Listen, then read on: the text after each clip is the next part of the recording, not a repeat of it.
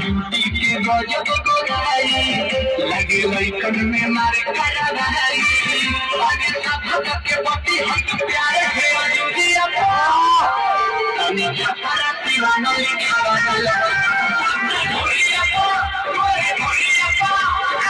हर के लोग लगे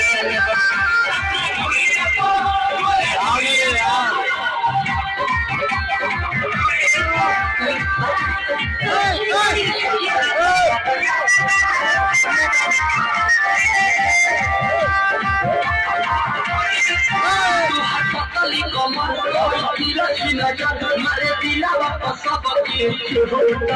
खाली किसी के घर लगातार परिवार जन मन करे काटली तो